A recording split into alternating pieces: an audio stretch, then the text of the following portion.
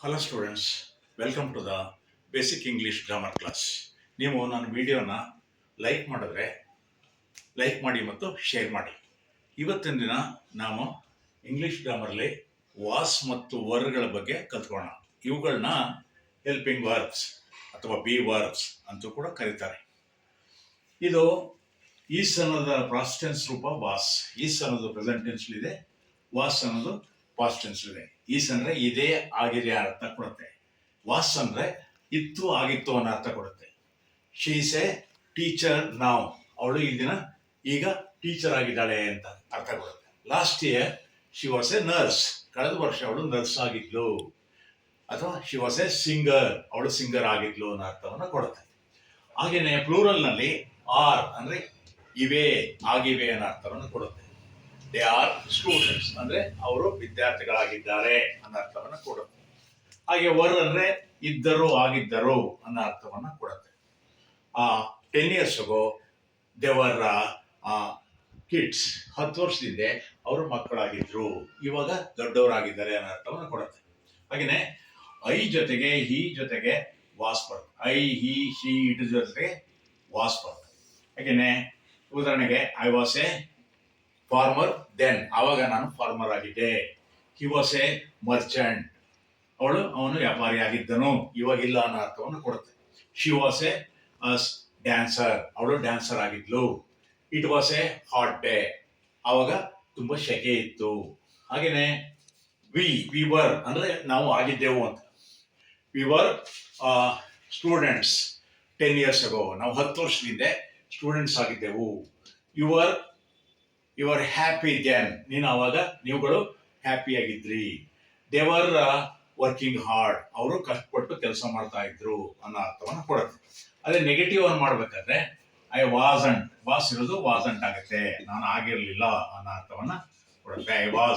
I wasn't A student at that time. I wasn't a singer. I wasn't a dancer. I wasn't a painter ಅನ್ನೋ ಅರ್ಥವನ್ನು ಕೊಡುತ್ತೆ. ಹಾಗೇನೆ we you they ಜೊತೆಗೆ were ಬಂದಾಗ you are not helping at that time, ಅವಾಗ ನಾವು help ಮಾಡ್ತಾ ಇಲ್ಲ. You are not good at maths, ಅವಾಗ ನಾವು ಮ್ಯಾಥಮೆಟಿಕ್ಸ್ ಅಲ್ಲಿ ಒಳ್ಳೆ ಪರಿಣಿತಿಯನ್ನ ಗಳಿಸಿಲ್ಲ ಅನ್ನೋ ಅರ್ಥವನ್ನ ಕೊಡುತ್ತೆ. ಹಾಗೇನೆ ನೋಡೋಣ ಅಂದ್ರೆ ಕ್ವಶನ್ ಮಾಡ್ಬೇಕಾದ್ರೆ was I a student,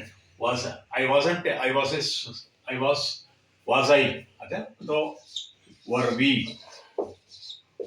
ವರಂಟ್ we, ಆಗಿರ್ಲಿಲ್ವೇನಕ್ಕೆ ವಾರಂಟ್ ವಿ ಅನ್ನೋ ಅರ್ಥವನ್ನು ಕೊಡುತ್ತೆ. Last year Somu was 18. Last year,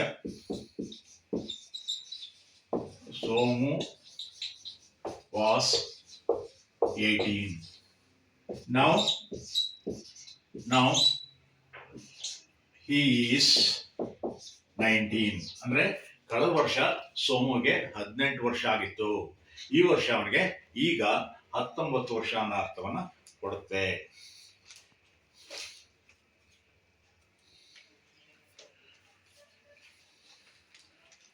Well, students, we have learnt a lot about was and were. Was ಅನ್ನೋದು ಭೂತಕಾಲದಲ್ಲಿದೆ, ಅಂದ್ರೆ ಕಳೆದು ಹೋದ ಟೈಮಲ್ಲಿ ಏನ್ ಮಾಡ್ತಾ ಇದ್ದ, ಏನಾಗಿದ್ದ ಅನ್ನೋ ಅರ್ಥವನ್ನು ಕೊಡುತ್ತೆ.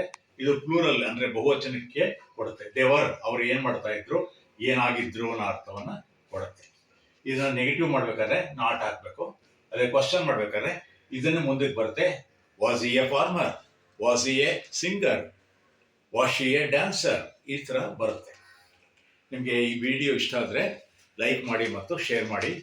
ಹಾಗೆಯೇ ಸಬ್ಸ್ಕ್ರೈಬ್ ಆಗಿ ಅಂತ ಹೇಳ್ತಾ ನಿಮಗೆ ಶುಭವನ್ನು ಹಾರೈಸ್ತೇನೆ. Thank you.